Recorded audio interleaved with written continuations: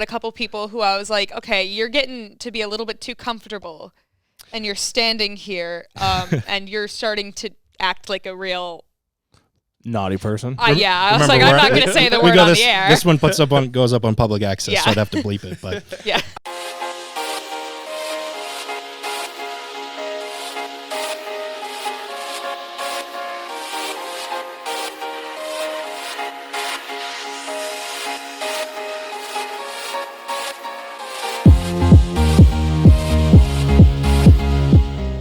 Hello and welcome to another edition of Popcorn Bucket List. We have a lot to get here through today, but first, let's introduce this week's special guest. Tailer Benson here on the show today.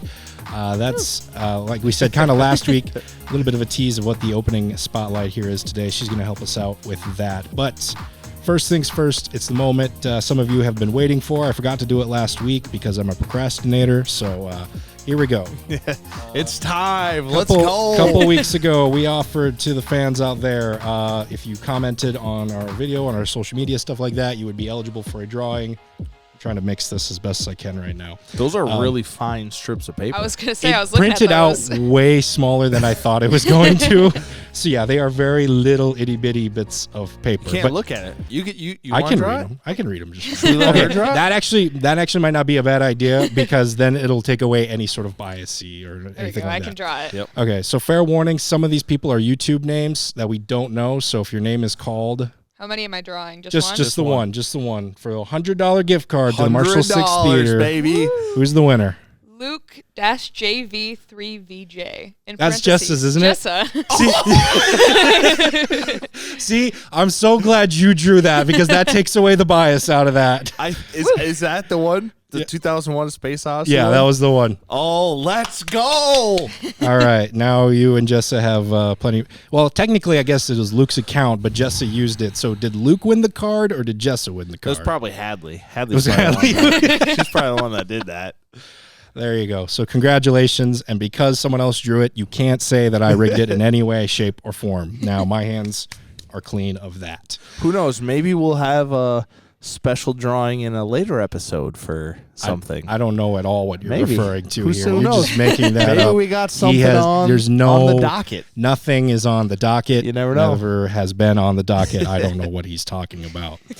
But let's get into what I do know what we're talking about here today. Barbie hit theaters around 4 weeks ago. By the time this comes out, it'll almost be exactly 4 weeks ago. Yeah.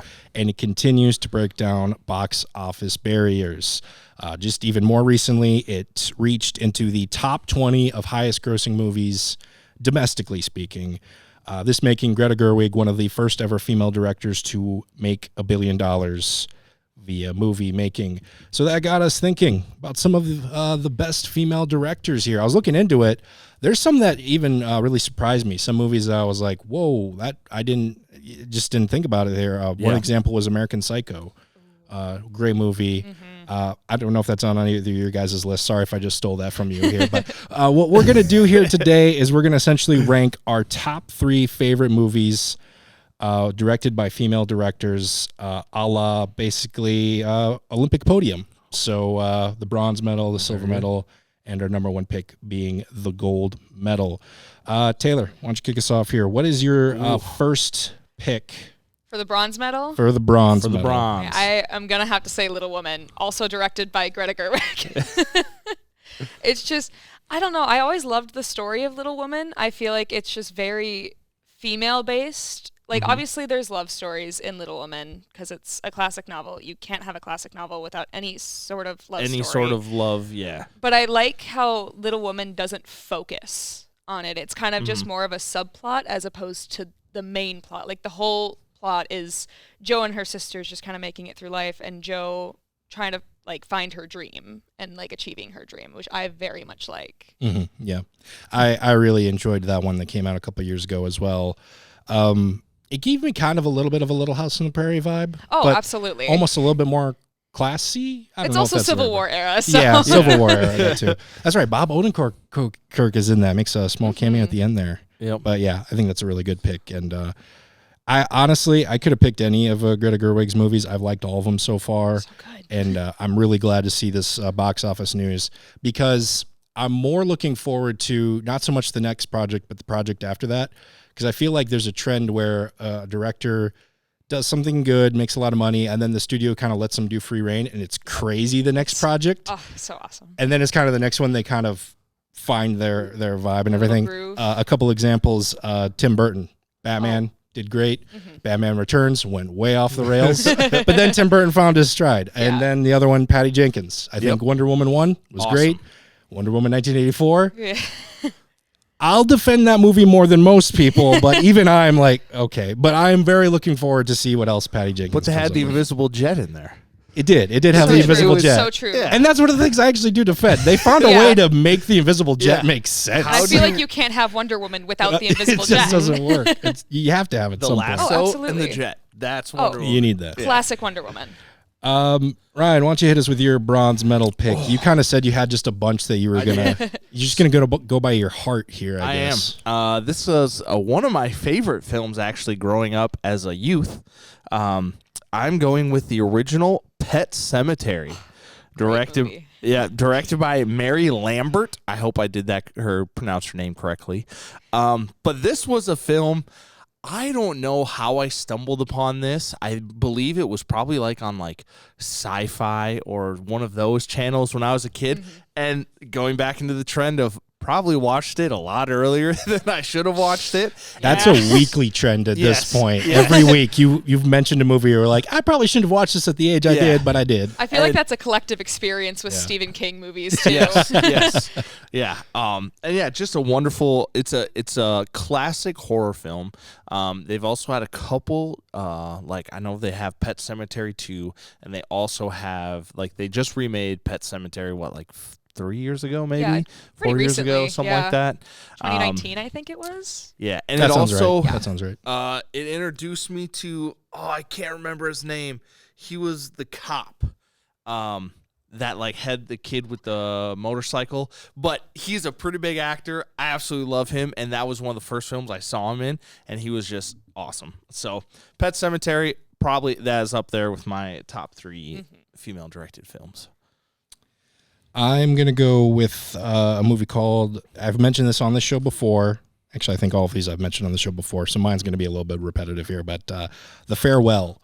This came out in around the same time, 2019, directed by Lulu Wang. Stars Awkwafina, and this is the movie that I use to defend Awkwafina and pretty much all of her projects at this point. I feel like she's been very hit and miss with a lot of fans, and I'll still stand beside her as an actor because of her role in this movie. It's got some comedy to it. It's got a little bit of dark comedy to it, if you know kind of the story, but it's a really kind of sweet family movie, I think, and one that really flew under the radar that I wish more and more people would check out. So, when you say family movie, do you mean the story revolves around family? Its story revolved Okay. around family, Not like a get the family together and let's sit down and watch this. Yeah. I mean, if you show it to a young kid, it's nothing like violent or anything. It's not like showing a Pet Sematary or something like that. But to clarify, it's more the story is focused on the family. So I know some people kind of look at Awkwafina after Renfield and stuff like that, and I promise she's better than what she's been cast in recently. I think I'll defend her to the grave at this point because of this movie. So, yeah, that's one of my first ones here. Let's keep going around the table here. Moving on to silver medal, basically our number 2 pick. Ryan, why don't you kick us off on this one? Okay. I'm gonna go with. Were you guys gonna talk about Wonder Woman? I don't have that on my list, no. I loved Wonder Woman. I thought, first looking at the poster right behind us, when that poster first came out, I thought that movie looks like it's going to have wonderful colors, wonderful cinematography. I think, it just looked awesome. And ever since then, I've just been in love with it. The music in that film is so good. Her I love phenomenal. it. I love it. And even when Batman versus Superman, before she shows up, you hear the music first, goosebumps. But no, like you said, I really like the first Wonder Woman. Patty Jenkins did okay with the second one, and but I think the first one there were no studio notes with the second one. Yeah, you could tell. And Like I said, I'll defend some of it, but yeah. No, it was one of I would say one of the better hero films as of late. And I think it's a great movie.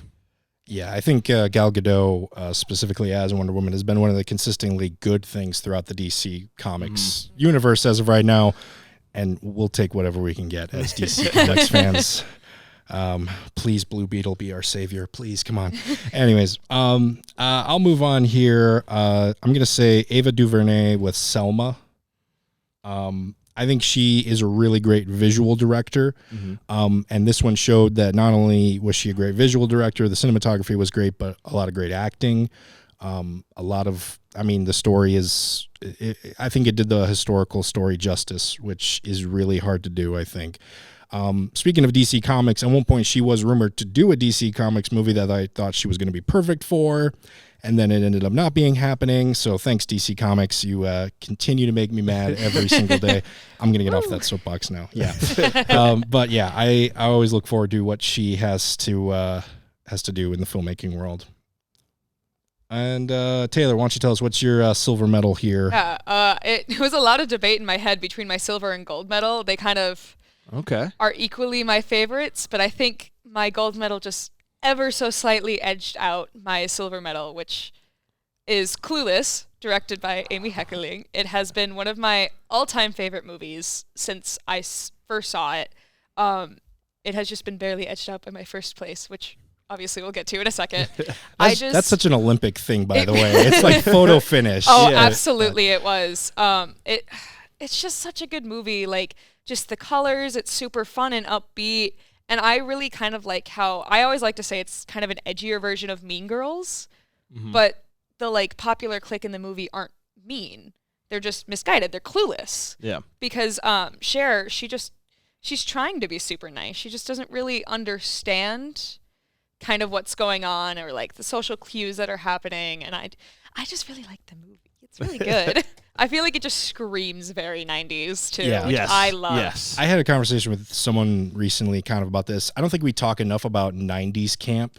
It's so good. People are nostalgic for the 80s, myself included, in like 80s camp, but one that almost made it onto my list here was Point Break, the 90s version. Yep. That, man, we lost we lost Patrick Swayze way too soon. But 90s camp, I think it falls under that, and it's something I don't think we talk about enough. It's so good. Clueless walked so Mean Girls could run. Oh, absolutely. Let's absolutely. be honest. Clueless was the foundation. All right. Moving on to gold medal. This is the number one here for all of us here. I'll kick us off on this round here, and I'm also going to apologize if I mispronounce this name. Cian Heder, I believe, directed Coda a couple of years ago. I love this movie. It's so great. It's so perfect. There's nothing I could say mean or anything about it. And this is one of her first direct feature-length film directorial debuts. Some of these other ones I've been talking about had at least a few under their belt. This was right out of the gate for her, or pretty early out of the gate for her. So it's kind of, I'm really looking forward to see what else she comes up with here. And if you haven't seen Coda, I've talked people's ears off about it many times before, so I won't say much more about it. But that's going to be my gold medal here. But I think if we did this next week, I'd probably look at it again. I probably could come up with 3 different ones again. Yeah. There was like absolutely. a bunch I was debating here as well. So I was sitting in my room like, God, what movies do I pick? I guess start flipping coins or I think something these like that. 3 I would say are my top 3 consistently, I guess.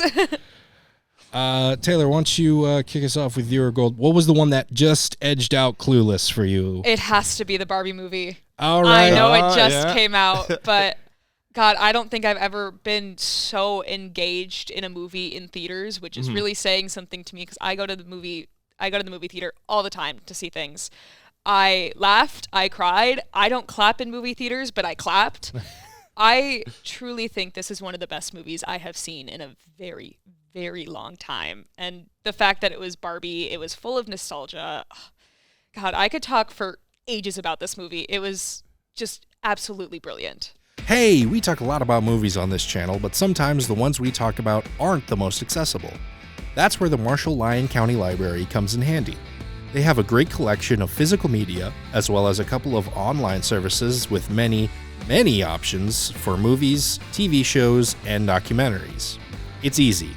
Just get your own library card at the Marshall Lyon County Library and gain access to their large variety of movies, TV shows, and of course, books. Also, be sure to check back every month as we here at Popcorn Bucket List make specific movie recommendations based on a monthly theme. This month, we are tackling the best ever box office bombs. So head on over to the Marshall Lyon County Library for some of our favorites and check out the channel to get even more movie recommendations. And now, on with the show! I think this is one of those movies that we'll look back on and be like, it shouldn't have worked. On paper, it should not have worked. I was very skeptical. Even Margot Robbie, I remember seeing an interview, she was like, she read the script and she came up to Greta and was like, it's great. There's no way we're going to be able to do this, right? Yeah. I was very skeptical because I know it's been in production for such a long time. I remember seeing like costumes from it in like, I don't know, maybe like 2019, like ages ago, and being like, I don't know how this is going to work. And then I started seeing like the trailers for it and like all the different promo shots for it. And I was like, now wait a minute. Maybe. This actually looks like it could work. And then I saw it with a bunch of my friends at the place I just worked at. Oh my God. Expectations were already really, really high because of it, because I had heard a couple other people who had seen it before we were able to. And they were saying it was just phenomenal, that it's one of the best movies they've seen in a while. And I was like, all right, my expectations are like up here. And it blew them away. Yeah. It was amazing. I remember when they released like a picture of like the Barbie dream house, and I remember looking at it thinking like, how is this gonna, like, you know what I mean? Like, but then I will say I was sold the day they released the 2001 A Space Odyssey homage trailer. Oh my God. I could convince you. When I saw that, I could convince you of anything if I referenced 2001 A Space Odyssey. I could convince you to give me all the money in your checking account if I did it to the theme of 2001 A Space Odyssey. Well, and I think that's such a unique thing because obviously, if you've seen 2001, you know exactly what they're referencing. Yeah. It is a spot-for-spot reference. But if you haven't seen that, you think, whoa, this is like a weird, cool kind of intro. Like, this is kind of goofy. But, like, it was able to speak to, like, me more of, like, I've seen this is awesome, this is great parody, and speak to people who haven't seen that. So when I saw that first trailer, that's when I was like,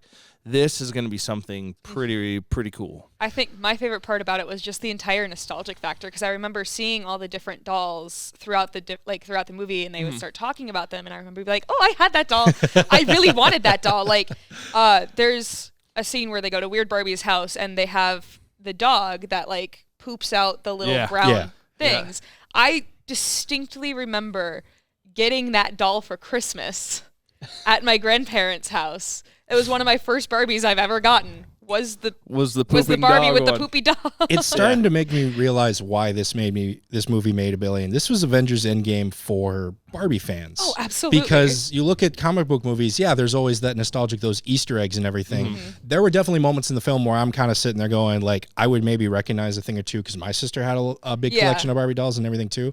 But there was a few times too where I was looking at like, that's for some fans out there. Oh, absolutely. That's for sure got to be an Easter egg for someone. The weird Barbie in general. Yeah. God, everybody had a weird Barbie. Everybody had a Barbie where they just chopped all the hair off, drew all over it, put makeup on, gave them like a little makeover, and you thought I guarantee you, my sister was one of them too. You thought the Barbie doll ate, and then you look back at it a few years later, and you're like, oh, I did a number on you. Oops. That's my same feeling with my Hot Wheels that I have at home. There's some that I have like collected that I've like kept in pristine condition that I got later on. And then I'll look like, oh, what did I do to you? How could I have possibly chipped off that much paint off of you? There's two different wheels on here.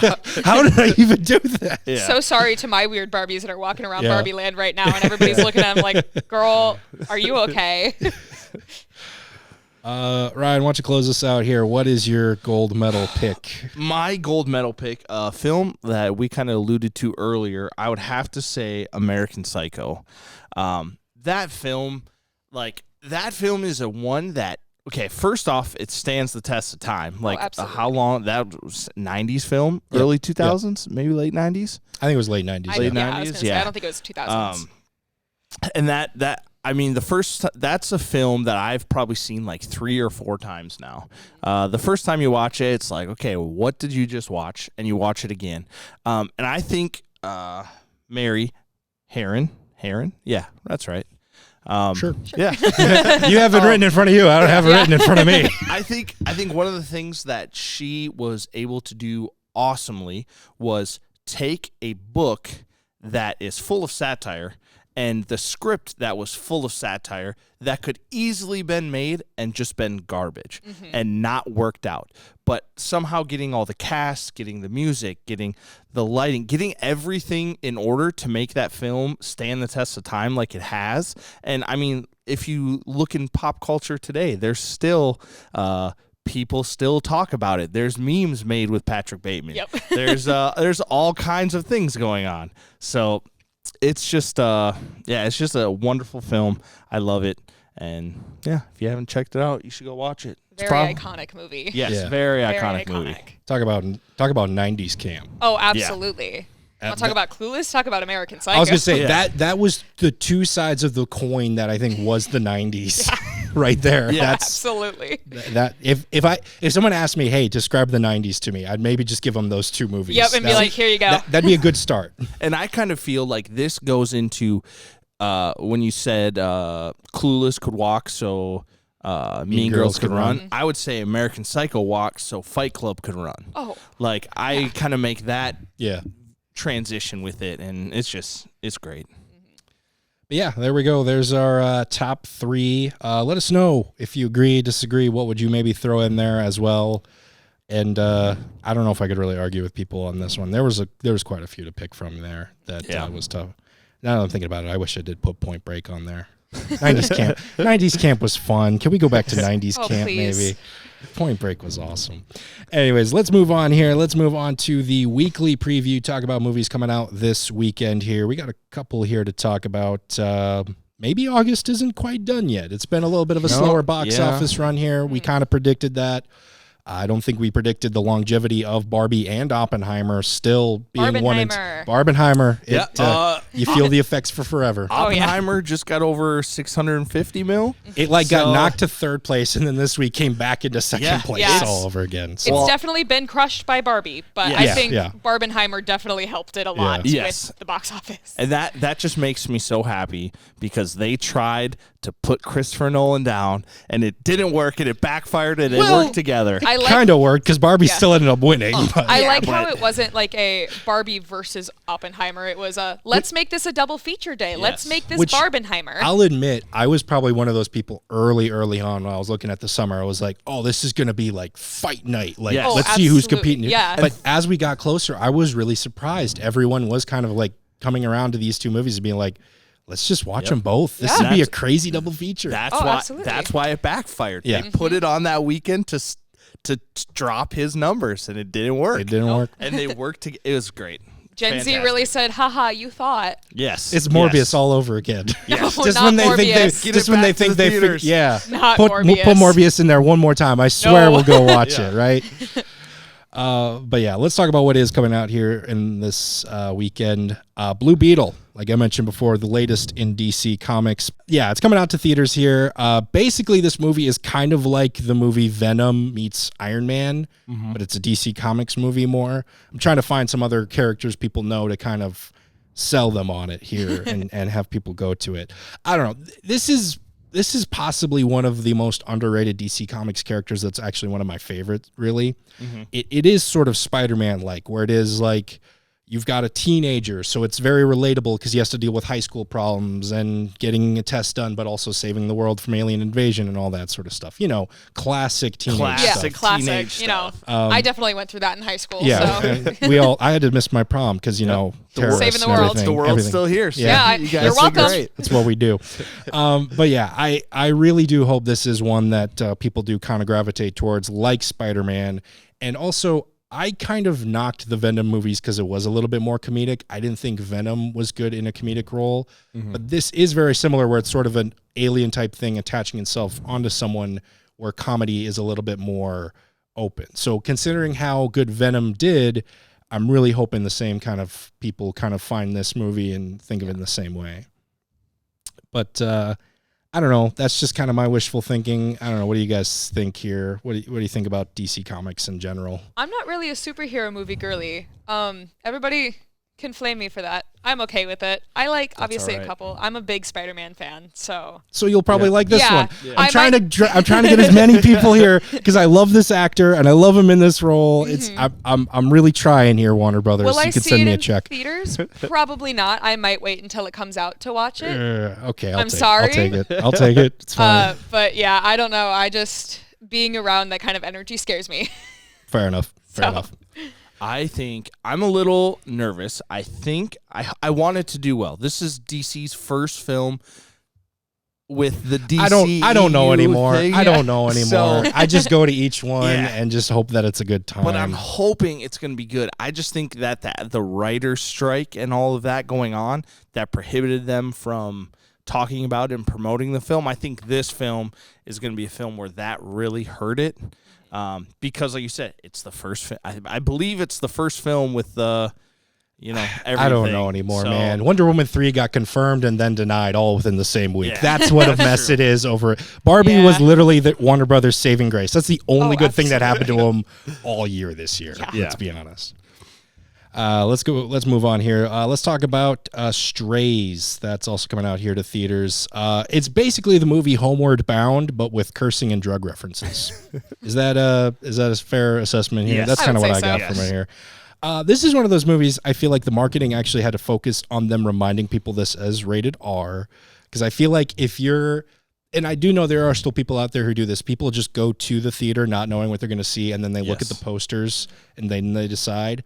If you walk up to a theater right now and you see, there's a dog summer movie, let's take the grandkids to it. Two cute dogs on the poster. Yeah. And then they get the shock of their lives. I remember something similar like this happening when Deadpool came out, because at this point there was like primarily PG-13 superhero movies. Mm-hmm. And so they had to remind everyone, look, we're a superhero movie, but we are rated R. Yeah. Don't bring your kids to this. Or it's definitely not a kid-friendly movie. No, what's the Seth Rogen, the hot dog? Sausage Party. Sausage Party. That came to the movie theater. And I was thinking about that. Thing. I was like, I feel like a lot of people brought their kids to Sausage Party too, thinking it was going to be like this cute little, like, almost like Sing in Zootopia kind of vibe.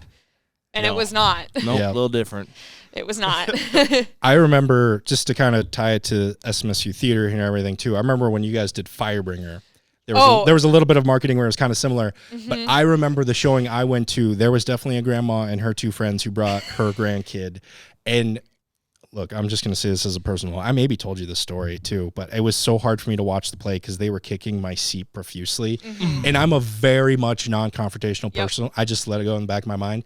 I thought to myself, there's an intermission. The grandma's going to realize this is not for the kid. They're going to leave halfway through. I just got to stick it through. No, they stuck around and it got worse. Same thing happened actually during Trailer Oregon, which is the show I just directed with Brady Berg. To be fair, I don't think we marketed well enough to say that this is a PG-13 at the very least show. Probably are, because there are quite a few F-bombs in there and a lot of sexual innuendos. Very good show, but Star Kid is a very much like adult geared company, which they produce very funny shows, so it's nice. And I enjoyed doing the show and I enjoyed watching it every single night. But there was a family that came in and their kids were probably around like 5 or 6 years old. And this was also the night one of my professors came to see the show. And I remember this is also the night I recorded the show. So I remember her coming up to me, like my professor coming up to me during intermission being like, hey, that family looks really uncomfortable. Is Act 2, like, how's Act 2 in terms of, like, content? I'm like, it gets a little worse. I'll go talk to them. So I talked to them, and they were like, yeah, we were just talking about if we wanted to stay. Now that you said that, I think we're going to head out. I'm like, I'm so sorry. I think there are junior productions on YouTube if you guys did want to see the whole show. Obviously offer them a refund and everything. Them and their kids had actually just got done doing a Oregon Trail road trip. Oh, really? So then they saw the show. They're like, "Oh, this is going to be so cool." Yeah. It was one of those things. Not quite what they expected. It was probably one of those things that just like landed in their lap. They saw like, "Oh, this is perfect." Didn't even bother to look at the rest of the poster. Which, I'm pretty sure on there you said on. It is on there. It is on there. Yes, but we also did not take steps to market it Yeah, properly, saying, yeah. "Hey, this is an 18+ show." Yeah. I don't know. There's only so much you can do, I think. Yeah. But, hey, ended They up were being a super pretty- nice about it, though. They weren't That's super good. That's good. Plus upset about it, which plus was they got super a good nice. they got a good story out of it. Yeah. Probably. Yeah. In 20 years yeah. from now, they can be like, "You remember that time we walked out of a show?" All right. Speaking of family friendly or not so family friendly, also coming out this weekend, Back to the Strip. This one's also coming out to theaters. Wesley Snipes stars in this comedy about washed up Las Vegas male strippers who try to make a comeback. Ryan, how's it feel to see your boy Blade back on the screen? I never thought I'd be as pumped to watch a male stripper movie, but I can't wait to watch this. I love Wesley Snipes. Not everything that he's done, but I like him as an actor. And he's old. All of his friends are old. It's going to be hilarious. I'm really pumped for this. And just Wesley Snipes in general. He's the man. Just, man. picture Magic Mike, but like 20 years from now when like Channing Tatum's trying to make a comeback. Let's say I like guess, 30, like 30, 30 40 years, years 34 from years. now. Okay. Yeah. I'm actually pretty excited for this one. I know as much as we as a society kind of mostly focus on like the female entertainment industry of Vegas. Obviously, it's huge there. Magic Mike was a pretty big movie, and I feel like, sorry, Dad, male strippers, they aren't really talked about a lot. It is a profession. It is something that they make a living on. So I'm kind of excited to see that perspective of it, even though I am very much like, woo, yeah, women empowerment. I still think it's important to tell that side of the story because it is a very real thing that happens. Yeah. You know?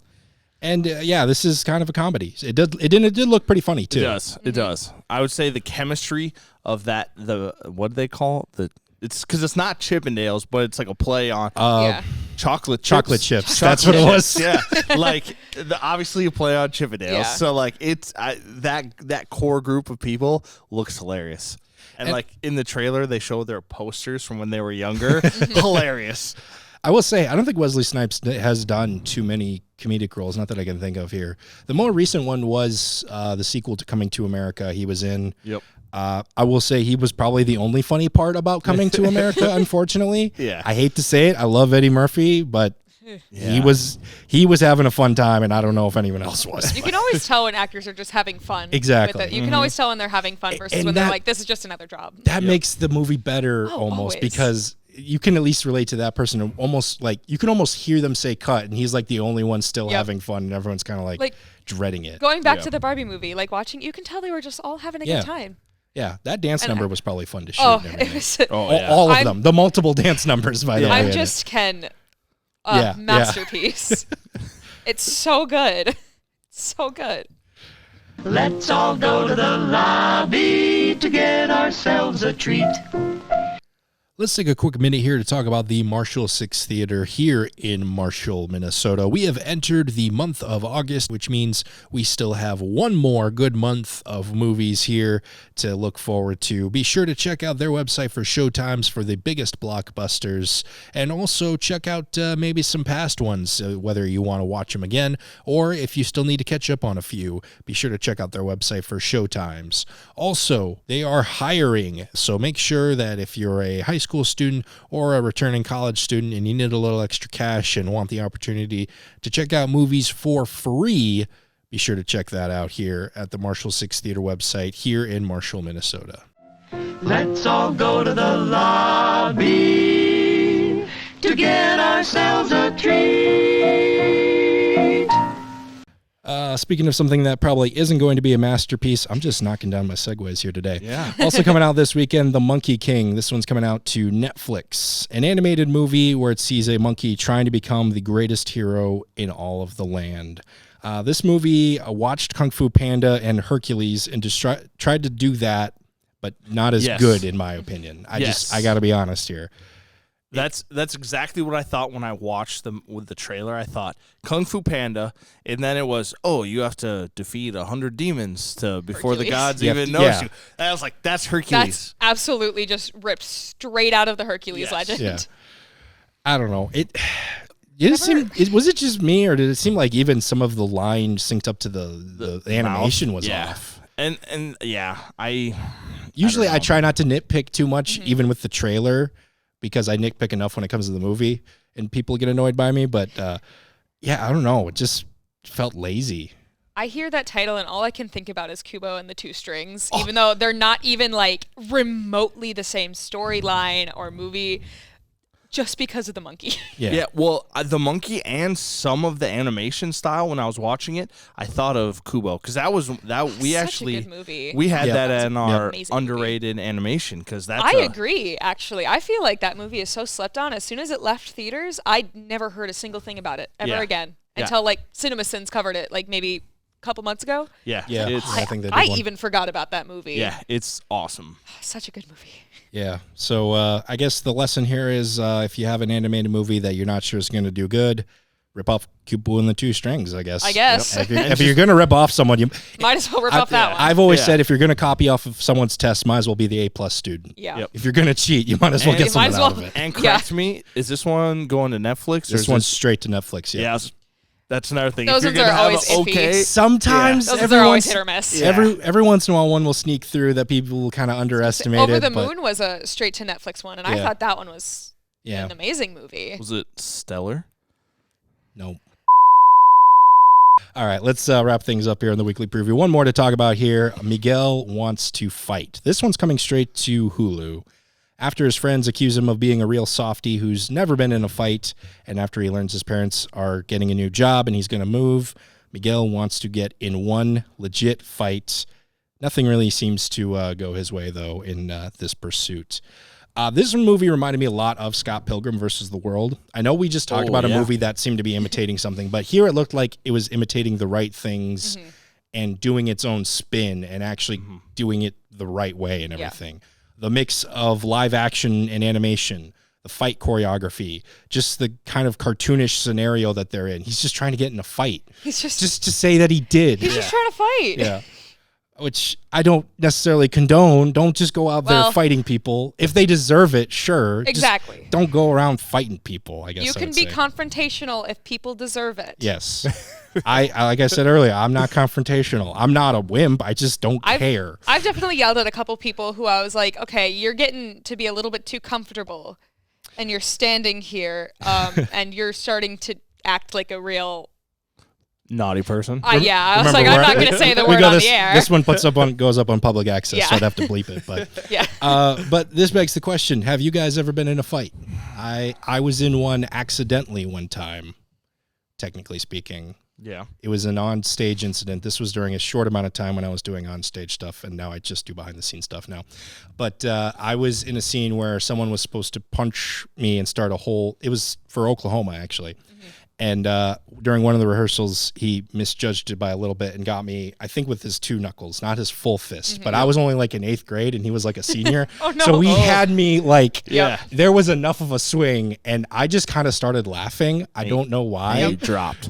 No, I just started laughing, and then he saw I was okay, so then he started laughing. So like half the stage saw it, the other half didn't. So if you looked from the stands, like half the stage is laughing, the other half is in a full-out brawl. Yeah. And that's funny. pretty much my Yep. only fight story. So. I actually have a very similar one from stage fighting. Oh, yeah? I've never been in a physical fight. I used to do Taekwondo, and that's the closest I've ever gotten. But obviously, that's controlled. Yep.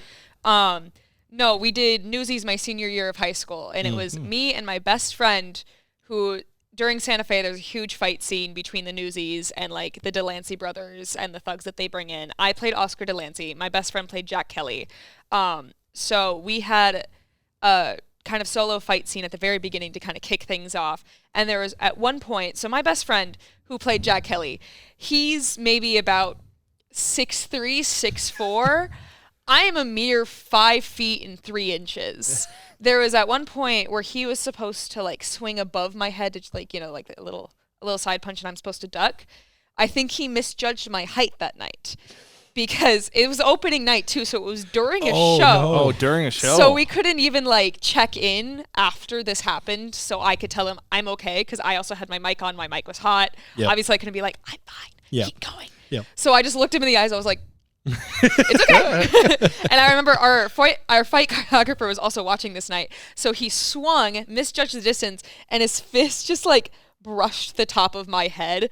Obviously pretty aggressively Yeah. because it's, Yeah. Yeah. You got to make it look real. Yeah, you got to make And it it's look real. in front of an audience. Yeah, so, exactly. And it was opening night, so you got those opening night adrenaline. I think that's kind of what happened with that. It was just opening night adrenaline and jitters and everything. Obviously, I was fine. It just barely brushed the top of my head. We were both okay. Our fight choreographer came up to me at the end of the show when we were all like reading families, and they were like, "You know what I'm going to say." And I was like, "Yes, I know exactly what you're going to say. I am fine. Nothing happened. I barely felt it. I only knew because my hat got jostled." Oh. So, but we're all good. That probably made it seem really real then to the audience then, especially. Oh, like, yeah. wow, they're so method up there. But And then obviously that entire fight scene. So yeah. Yeah. No, I've been in a few fights. Not like, I wouldn't say like real fights with like a bad person, like you're fighting somebody else. We, back when Shopko closed, they had boxing and UFC gloves on sale. So me and some friends bought them, and we may or may not have had a little backyard fight club, and we may or may not have fought a few times, and we may or may not have gotten hurt. So that's about all I can say for that. I mean, I've yelled at people before. I've definitely gotten to like yelling matches with people, but never physical. I don't feel like getting arrested. Yeah. I don't know. That's real tricky here. Yeah. I'm not going to get into that. I ask you if you want to fight all the time. Yeah, you worry me because like someone will annoy you and you'll be like, I just want to fight him, and you'll start raising your fists, and I'm like, put your hands down. Yeah. No one believes you. We're driving right now. Yeah. That happened. That actually happened. You joked one time you were in the driver's seat and someone said something on the radio or reminded you something was annoying. You're like, I just want to fight him. Like, put your hands on the wheel. Oh, every time my friend Bryn drives with me, I think they get so scared because my road rage is a little scary. I will literally scream at people who are just being stupid, and obviously most of the time I'm driving long distances. It's to South Dakota to go to Sioux Falls and just go hang around Sioux Falls. I'm going to say it. People in South Dakota, they drive so scary, and I can say that because I have lived there the last 2 summers. They're Very scary. Very true. Seconded. I agree. Seconded. They're scary. Yeah, we all agree with you on that one here. Yeah, 100%. Yeah, And I've driven in the South before. So yeah, that's everything coming out here this weekend. Plenty of things to check out here. Let's wrap things up with another edition of Number One Recommends. Talk about something we've seen recently that we think you should check out. Taylor, do you got anything to recommend here? Yes. We'll open the floor. Books, movies, TV shows, anything? Well, obviously the Barbie movie. If you haven't seen it yet, go watch it. It's so good, and I feel like it's a very big message for kind of how society is now.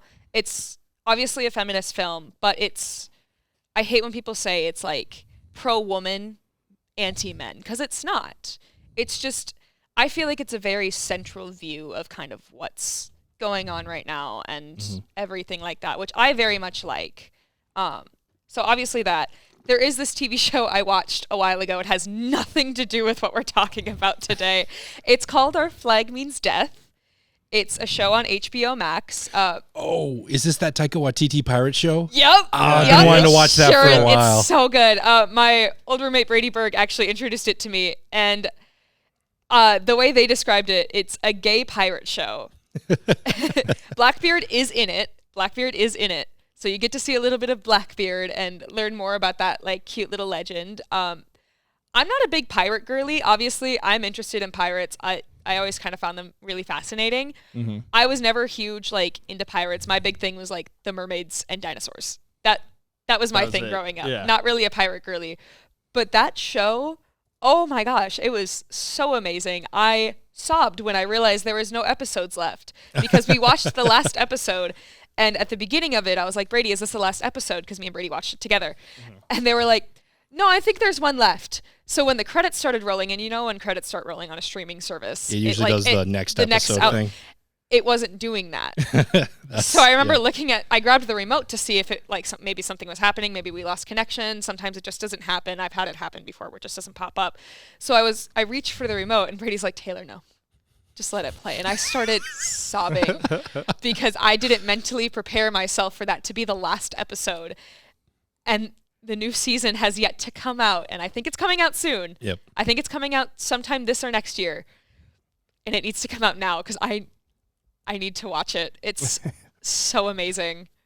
So Yeah. amazing. That's been one I've been hearing a lot about that I want to check out. Another movie that I just actually watched for the first time, even though it's been out for forever, I just recently watched 9 to 5 for the first time. Oh, yeah. Which we actually just did over at Black Hills Playhouse. We just did the musical, which was written by Dolly Parton, and everybody loves Dolly Parton. So I was like, well, now I have to watch the movie and see Dolly Parton act. She's pretty good in that movie. Oh, I think, it was such a great movie. I love that movie. I was kind of surprised she didn't do more roles really after that, I feel like. Yeah, she did very good in that movie. It's so weird seeing how like young she looks. Obviously, she is. Well, you think about the She's- 80s. That was actually quite a bit ago, though. Oh, absolutely. I keep forgetting like Yeah. how long ago it was. I say that like I was alive. I was Yeah. born in 2001. Like, Oh, yeah. Sorry, guys.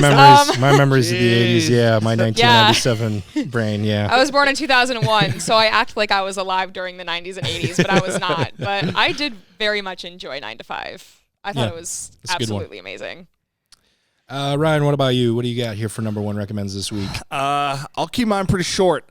We watched. I've only seen about half of it, but we watched the new Matilda movie. A little bit of it. The musical last night. one? Yeah.